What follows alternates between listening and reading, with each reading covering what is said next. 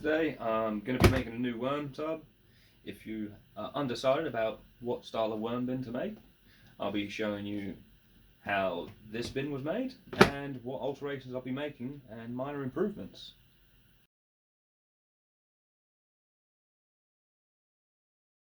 This version 1 is a 30-litre underbed storage tub. It's worked really well. What we'll be doing is changing it for pretty much the same, but a bit heavier duty plastic, recycled plastic this time as well, and it'll be black so that we're not having to wrap it to keep it nice and light tight. And well, the wrap did help keep it strong for a while, but yeah, so let's get into the materials we're going to need to do the build and go from there. So as mentioned, we have our fresh new 35-litre this time underbed storage tub. I've got myself a power drill and a 7mm bit. You can use what size you like. Personally, I prefer between 6 and 8. For some reason in my head the worms are less likely to get stuck in them sizes. So what we're going to do is every 2 to 3 centimeters, every inch or so, we're going to drill a hole around the rim. When we get to this end, we're actually going to double it up and do twice as many holes, and I'll explain why at the end. So let's get that done and we'll see you in a moment.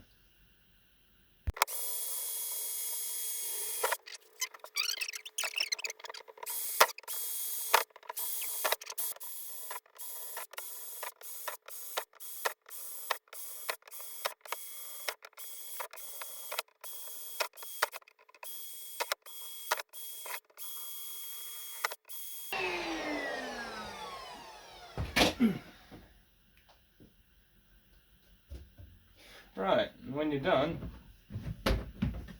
you should end up with something like this, where we have a perimeter of holes drilled in the lids. There's 2 sets of holes on this side, which is going to be to aid the drying out of the worm castings. And then we're not even going to bother drilling any holes in the bottom tub, because that should be plenty of airflow for these worms.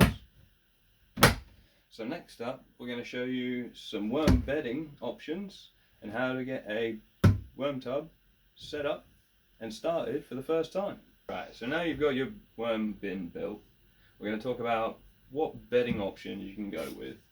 And one of the most readily available options you're going to find is cardboard. This has been just shredded up into small chips and then soaked, and this is a perfect brown material for your worms. Another option, shredded paper. Shredded paper goes incredibly well in a worm bin. If you're doing it on a large scale though, you might want to consider not using so much because it can become a bit of a mat. And our final option we're going with today, coconut coir. This is one of my favourite things to put in a worm bin to help control the moisture content, and worms absolutely love this as a bedding, and in my opinion a better option than peat. So now that we've talked through the bedding options, I'm actually going to get my daughter to prepare this bin to get the bedding filled up, and then we will think about introducing some worms. Let's do it.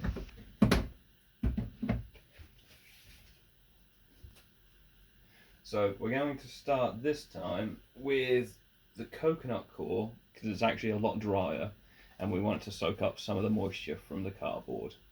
And for this bin process, we're actually only going to fill from the center to this end. Okay?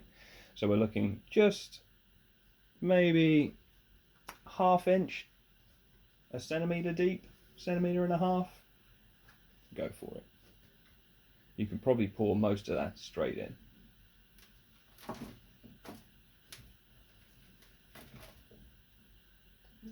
No, all of it. You good? Okay. Yeah.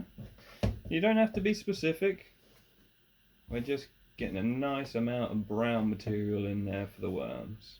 And if it spills over into the other side, there's not a problem. We're eventually going to start building it up. So throw it all in. Okay.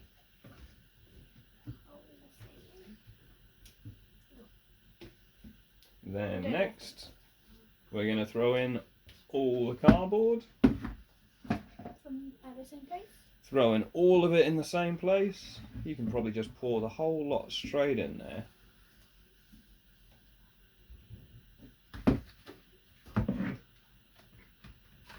There's still some water in here. Well, yeah, that's fine. The coconut coir will soak up all that water. Oh, okay. That's cool.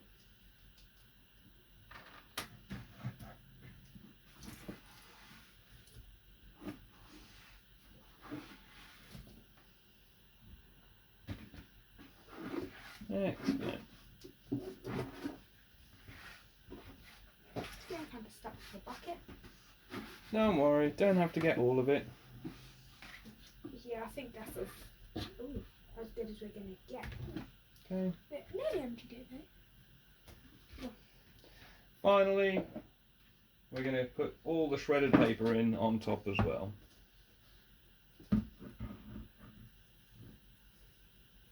Now that we've got all our bedding material in there, I'll take the bucket from you. Yep. Now that it's all in, we can give it a nice good mixing up, because we're not looking to build layers, we're just looking to have a nice big mass of brown material for the worms. So mix it all up. If you found some use in this content, please do consider giving us a like below. And if you're interested in finding more ways to live greener for less, please consider hitting the subscribe button as well.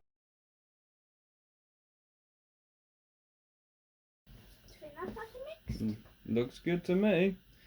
Now we're going to actually tell you about a secret ingredient that I like to add at this point.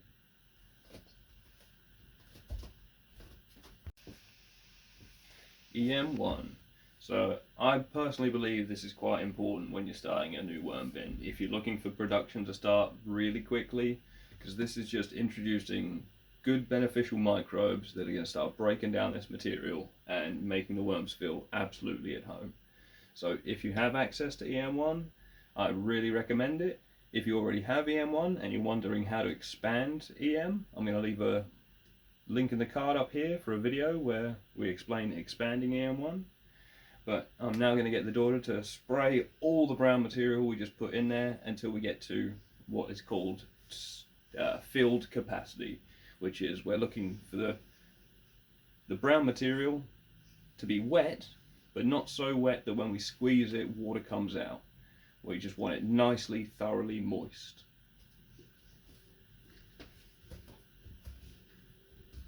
Just go to town. It's the licorice and stuff. Now the spray she's using is made at a mixture of 5:1, which is incredibly strong for using EM. But again, I'm looking to really kickstart this worm bin as fast as possible. And the next ingredient we're going to add is the other one, which you should have on hand if you're looking to expand a bin. But if it's your first worm bin, it's something that hopefully you might come with the package, but if not, you'll soon be producing your own. That looks good to me.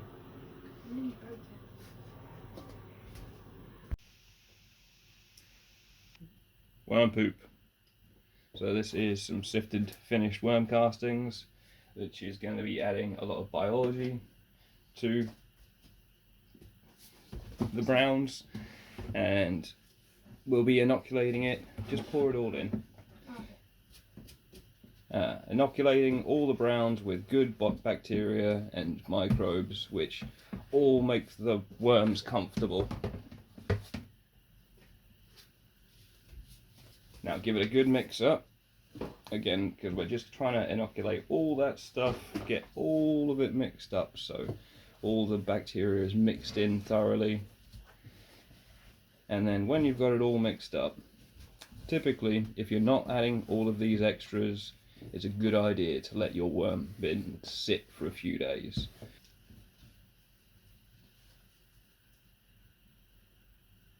So after you've let it sit for a few days, which we won't have to do because there's already a lot of biology we've just added, you'll be adding your worms. Now we have probably approximately 500 worms going into this bin, maybe a little closer to 1,000, which is more than enough. Pour them all straight in. Just pour it straight on top, and they will find their way deep down into the food that we've given them.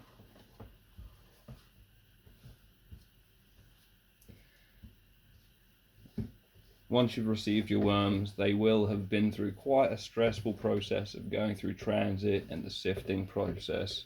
So don't feel like you have to feed your worms as soon as they arrive, because it's going to take them a bit of time to adjust to their new surroundings and to actually want to start feeding. After maybe 5 to 7 days would be a good time to consider feeding your worms for the first time. How many worms this is? Nice big worm ball right there. So we are going to let this bin now sit with the lid on until our worms are ready to start feeding.